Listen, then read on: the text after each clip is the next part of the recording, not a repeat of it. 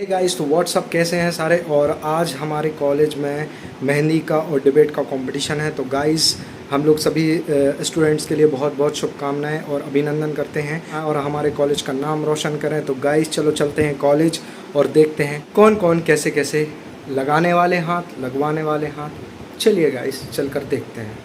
Okay guys, let's go. Jairam ji की। 5 minutes later. तो guys, यहाँ पर देखिए सभी स्टूडेंट्स गर्ल्स मेहंदी लगा रही हैं। लगाने वाले हाथ और लगवाने वाले हाथ बिल्कुल ही रेडी हैं गाइस। और देखिए यहाँ पे हमारी मैम भी लगवा रही हैं मेहंदी और मेहंदी बहुत ही सुंदर लग रही है।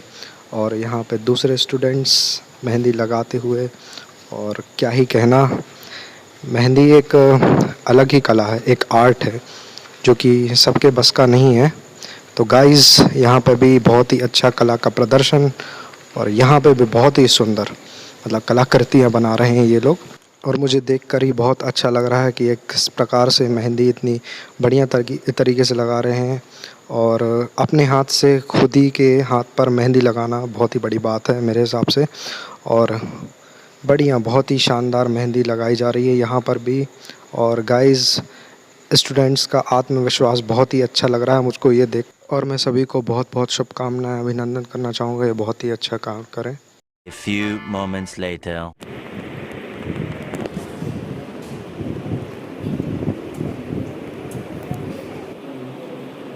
One operation later. तो सबसे पहले जो शौर्या ने बोला था कि बिजनेस जब भी हम करते हैं तो लेट डिलीवरी प्रॉब्लम, प्रोडक्ट सही नहीं आना, ये सब बहुत सारे इश्यूज होते हैं। पर जैसा कि आप सब देखते हैं अमेजॉन, मीशो, फ्लिपकार्ट, उसमें रूल्स एंड रेगुलेशन जैसा एक पेज नाम की चीज होती है जिसमें बहुत सारी चीजें लिखा होता है कि आपका जो प्रोडक्ट है बिलो डिलीवरी आएगा ही, और आफ्टर डिलीवरी आता है तो उसमें कैशबैक होने के ऑप्शंस होते हैं। एज यू सेड कि उसमें रिटर्न करने की पॉलिसीज वगैरह रहती हैं। What about dark web? उसमें तो अपन पैसे जमा कर देते हैं, बिटकॉइन से अपन पे करते हैं उसमें। उसके बाद प्रोडक्ट आएगा नहीं आएगा उसका भी अपने अपन को पता नहीं रहता। उसके बाद रही बात ओमेगल की, साइबर सिक्योरिटी की, तो मैंने जैसे अपना एग्जांपल दिया, उसमें मैंने 10-20 लोगों को कॉल किया था, किसी ने अटेंड नहीं किया।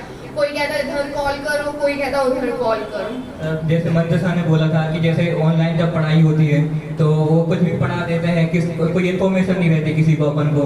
लेकिन आजकल अपन इंटरव्यूज वगैरह देखते हैं बड़े बड़े पोस्टों के, जैसे IAS, PCS, तो वो लोग यही बताता है कि उन्होंने घर पे रह के ही ऑनलाइन पढ़ाई की है, किसी का बैच लेके। ऐसा नहीं है कि कोई भी बोले कि कोई गलत, ऐसा नहीं बोल सकता कि कोई गलत पढ़ा देते हैं। अगर आप कोई रेप्यूटेड वो फैकल्टी अगर आप बैच लेते हैं तो ऐसा बिल्कुल नहीं कि आप बोल सकते हैं गलत पढ़ा देते हैं, कुछ भी पढ़ा देते हैं या कोई भी ऐसी चीज, ऐसी कोई बात नहीं है। सही पढ़ा रहे हैं या नहीं पढ़ा रहे हैं, तुमने तो अगर तुम उन पे स्टडी करे, उनका सर्टिफिकेट क्या है तो ही तुम उनसे लोगे ना। जो तुम्हारे सामने टीचर्स हैं वो तो तुमसे कम्युनिकेशन कर सकते हो उनका कि वो कैसे क्वालिफाइड है, उनके सर्टिफिकेट्स क्या हैं, तो उनसे तुम इशू क्वेश्चन कर सकते हो। लेकिन तुम जो ऑनलाइन पढ़े हो उनसे तो तुम्हारे पास क्या क्वेश्चन है, अगर वो कुछ गलत भी पढ़ा देते हैं तुम्हारे लिए तो तुम उनसे क्वेश्चन नहीं कर सकते कि आपने गलत पढ़ा दिया। अगर आप तुम नॉलेज रखते हो उस बारे में तो BSNL जो हमारी भारतीय कंपनी है, जिसका नेटवर्क भी अभी बहुत अच्छा है, और बहुत सारी कंपनीज ऐसी हैं जो वीडियोस इतनी अच्छी प्रोवाइड कर रही है जिसमें कम नेटवर्क लग रहा है। मुझे तो नहीं लगता है कि आज के समय में नेटवर्क इश्यूज किसी का बन रहा है, और नेटवर्क इश्यूज की वजह से कि गरीबी अमीरी आ रही है।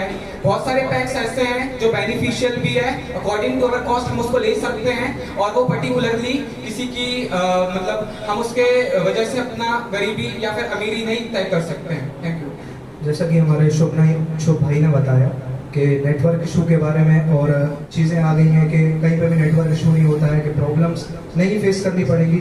लेकिन ऐसा नहीं है, कई जगह गांव में अगर आप जाके देखें तो वहाँ पे नेटवर्क इशू होता है। तो अगर वो बंदा पे करने की हालत में नहीं है, गवर्नमेंट स्कूल में पढ़ रहा है, उसको टीचर सही नहीं मिल रहे हैं, और अगर वो मतलब कि ट्यूटर अलाउ नहीं कर सकता है, कोचिंग्स नहीं जा सकता है, फैमिली प्रॉब्लम्स चल रही है, तो वो कैसे करेगा इन सब चीज़ों को, मतलब कैसे मैनेज करेगा? तो आप बताइए सब चीज़ों।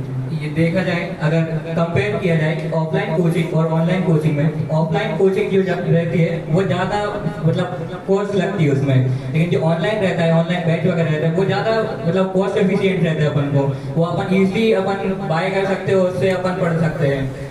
और ऐसी कोई बात नहीं है कि और मेन बात ये है कि अगर अपन ऑनलाइन पढ़ते हैं तो ट्रांसपोर्टेशन और इधर उधर जाने का अपन का टाइम भी बचता है, आसानी से पढ़ाई भी हो सकती है घर बैठे बैठे, और कॉस्ट एफिशिएंट भी जाता है अगर ऑफलाइन से अगर अपन कंपेयर किया जाए तो। और अगर डिस्ट्रैक्शन की बात भी थी तो ऑफलाइन में थोड़ा ज़्यादा डिस्ट्रैक्शन होता है हमारे अकॉर्डिंग, तो ऑनलाइन ज़्यादा बेस्ट है। घर पे एक कमरे में बैठ के अपना ऑनलाइन पढ़ो और ना ज़्यादा अपन कहीं आना जाना, और ईजी अपन मतलब कॉस्ट एफिशिएंट घर पे पढ़ो। उसमें जो सुविधाएं दी जाती हैं हम घर में बैठ के भी पढ़ सकते हैं और बाहर भी पढ़ सकते हैं, लेकिन इन सब में से एक ये बात भी है कि जो व्यक्ति पढ़ रहा है उसका कंफर्म है कि वो मात्र पढ़ ही रहा है। बता सकते हैं आप क्या है कि कई स्टूडेंट्स ऐसे भी होते हैं जिन्हें पढ़ने की एक ललक होती है, एक जुनून होता है, लेकिन हमारे प्रखर भाई ने बताया कि कहीं कहीं सुविधाएं उनको नहीं उपलब्ध हो पाती हैं। तो हर जगह ऐसा नहीं होता कि हर व्यक्ति के पास फोन हो। कई व्यक्ति ऐसे होते हैं जिन्हें पढ़ने का शौक है लेकिन उनको सुविधाएं प्राप्त नहीं हो रही हैं।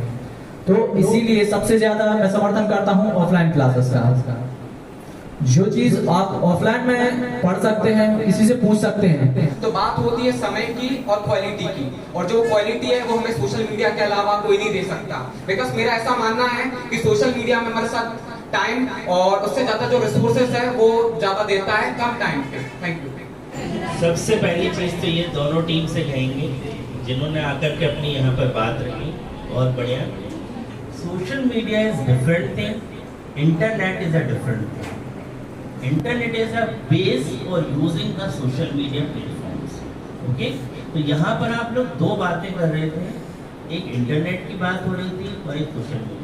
तो सबसे पहले आपको ये समझना है कि सोशल मीडिया क्या है, उसका उपयोग किस लेवल तक कर रहे हैं और कैसे कर रहे हैं। जैसे कुछ बच्चों ने कहा, बहुत सही बात है कि आज हमारे पास ऐसे ऐसे टूल्स, ऐसे ऐसे सॉफ्टवेयर्स अवेलेबल हो गए हैं जिनकी मदद से हम घर पर बैठ करके टीचिंग्स कर सकते हैं। हमें बहुत हेल्प मिली कोरोना के दौरान भी। आपने कहा कि अगर हमारी स्कूल एजुकेशन बंद हो गई, कॉलेज एजुकेशन बंद भी हो गई है, तो भी हम एजुकेशन सिस्टम के साथ कम्युनिकेट कर पा रहे हैं। लेकिन जैसे कि डिसएडवांटेज में इस बच्चे ने कहा, बहुत सही बात, कि ऐसे कितने लोग हैं जो क्लास में, ऑनलाइन क्लास को ईमानदारी से पढ़ रहे थे। हम अपने घर के काम भी करते जा रहे थे और पढ़ाई। क्या हमारा 100% फोकस उस टीचिंग क्लास में रह पाता है, बन पाता है? कुछ लोग कह रहे हैं हाँ बन पाता है, कुछ लोग कह रहे नहीं।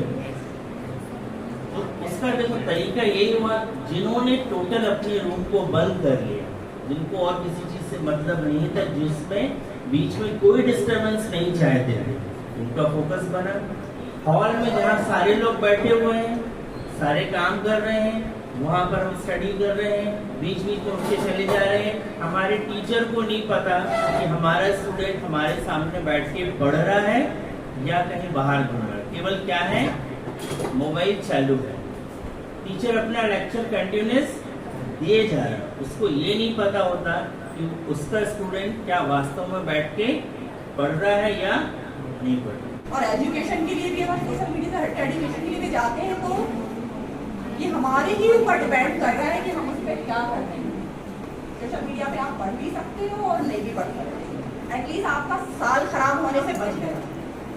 यदि आप उस पर नॉलेज ले रहे हो तो बहुत अच्छी बात है, अगर नहीं ले रहे हो तो वो आप पे ही डिपेंड करेगा कि आप क्या करना है। तो थैंक यू मेरी बात सुनने के लिए। और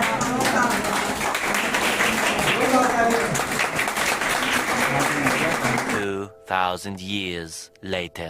बहुत ही अच्छा प्रदर्शन रहा सभी बच्चों का, और बहुत ही अच्छी अच्छी मेहंदी की कलाएं करी सभी बच्चों ने, और बहुत ही अच्छा डिबेट का कार्यक्रम रहा। और ये रही हमारी मैम, और उसके साथ में ही गाइस मिलते हैं कल आपसे। कल अंतिम फेयरवेल का कार्यक्रम है, तो गाइस मिलते हैं आपसे। Okay guys, Ram Ram.